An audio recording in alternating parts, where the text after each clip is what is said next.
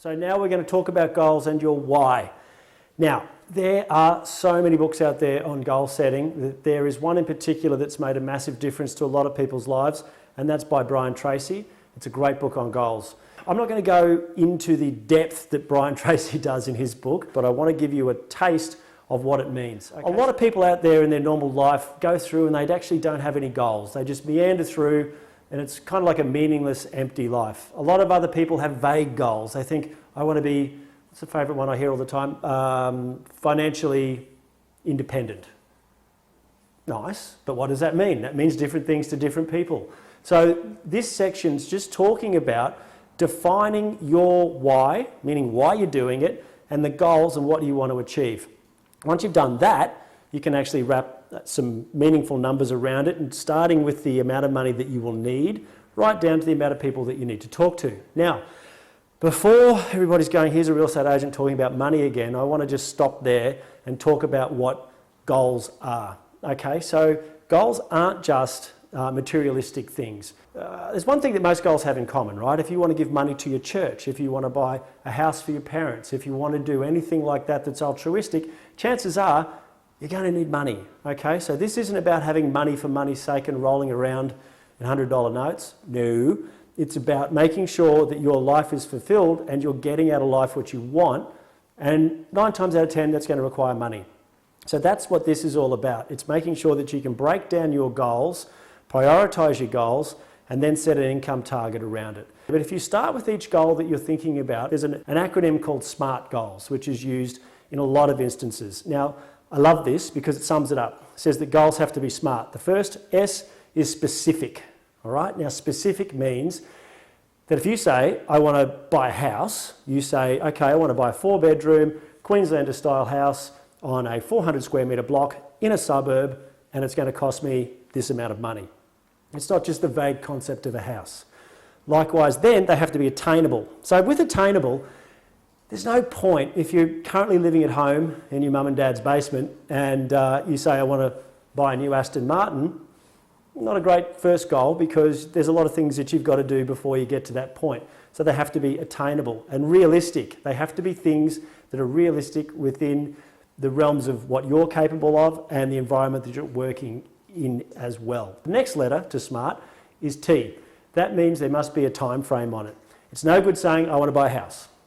Okay, I want to buy a house, it's going to look like this, it's on 400 square metres, it's in this suburb, and I'm going to buy it by June next year. Okay, so once you actually start thinking with all goals around that SMART acronym, it'll help you define them. Now, one of the things about goal setting is if you've never done it, it's actually quite difficult, because what you've got to do is you've got to sit there and you've got to dream. And for a lot of people, we've been told, you know, you're never going to get above this level, or you've maybe come from a particular socio-demographic group, I don't know, where you've sort of got limiting beliefs. With your goals, you've got to dream big. You've got to think, if I'm actually earning more money and I can do all of this, then what will my life look like? So you've got to think about things that you want to buy. And when I say buy, you can't have everything, but just choose the things that are going to actually mean something to you. And a really good test of this for any goal is, does it put a smile on your face? Because I've done a lot of goal setting sessions with salespeople and they've gone, oh, I want this. And they don't have a smile. But then I say, what's really going to make you smile?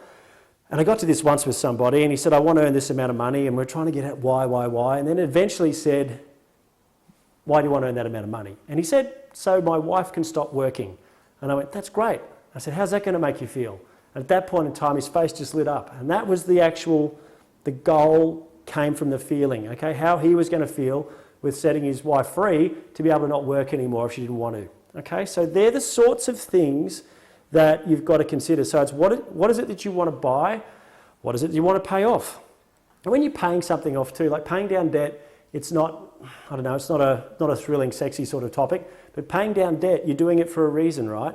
If you're paying down debt, it's paying down debt so that you've got an opportunity to go and do something else, all right? So you might be paying down debt. It might be something you want to learn. It might be something that you want to give, okay? It might be how you want your children to feel about you. It's anything. Then it's whatever puts a smile on your face, write it down, and that's part of your goal set, okay? Write down 100 if you can. It's a challenge. I tried once, and I like a lot of things, and I really struggled to get to 100. So then once you've done that, you get to prioritise. So with your prioritising, and one thing that's very important with goals too, I think you should have a short-term, medium-term and a long-term goal. A short-term goal for a real estate salesperson should be 3 to 6 months, okay? So that could be something simple. It could be a new iPad or something like that, or a trip, if we're allowed to travel again by the time you watch this. It could be a trip, could be whatever. So they're the sorts of things that give you a short-term gratification, because there's no point just banging away at a goal that's 5 years out on the horizon and not getting any little wins along the way, because you've got to make yourself feel good about what you're doing and realise that you're creating a better life for yourself. Then there's medium-term goals, so some of that could be debt reduction, and then there's long-term goals. And most of the time I hear long-term goals for people in real estate sales anyway is a property, or a big holiday if they've already got one, or an investment property. So they're the big ones. So that's what you've got to put together, and once you've prioritised, you can then start to formulate a plan.